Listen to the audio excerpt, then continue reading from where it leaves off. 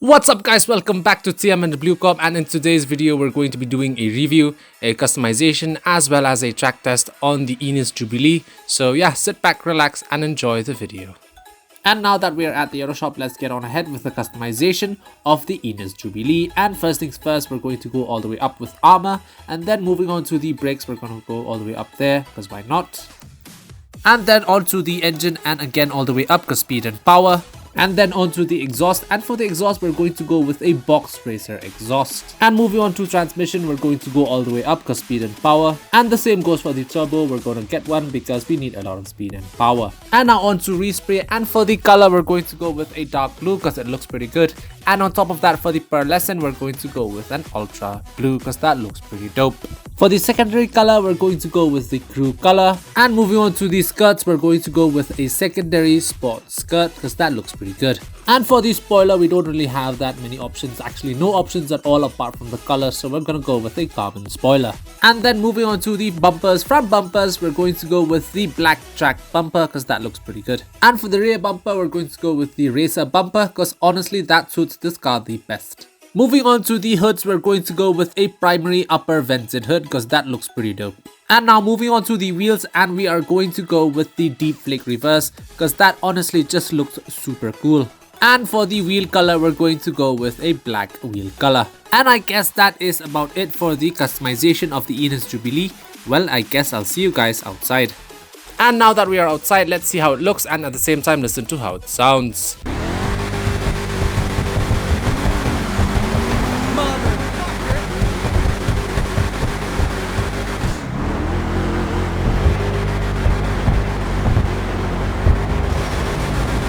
And now moving on to the performance test of the Enus Jubilee, and first off starting off with the acceleration. And when it comes to the acceleration, I'd say that the acceleration is actually quite decent. Not that great, not that bad, honestly nothing you can complain about and nothing to brag about, so yeah, pretty decent. And moving on to the top speed, again with the top speed it has a pretty okay-ish average top speed, not really that great again, but at the same time not that bad. When it comes to the handling, again it's okay, I would say it is a tiny bit slightly above average, but not really that great or not really that bad.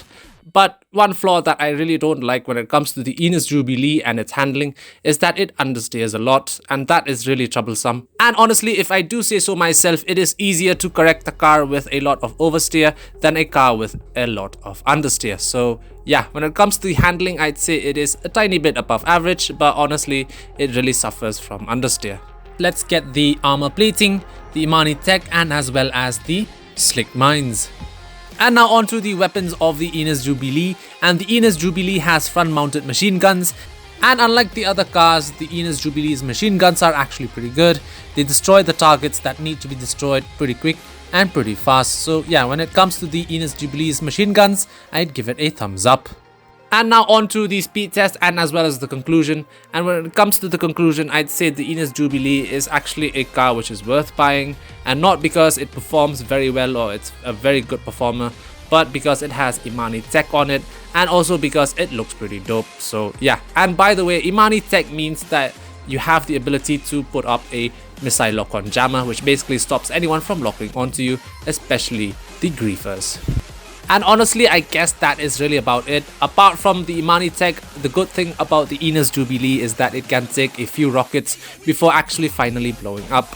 And yeah, that is a pretty good thing to have. And I guess that is about it when it comes to the conclusion of the Enus Jubilee. A pretty good car, pretty average good car with Imani tech and a little bit of durability. And I guess that is about it for the video of the Enus Jubilee. Do like, leave a comment down in the comment section, subscribe to the channel, it will help me out a ton. And yeah, that is about it. TM and the Blue Corp signing out.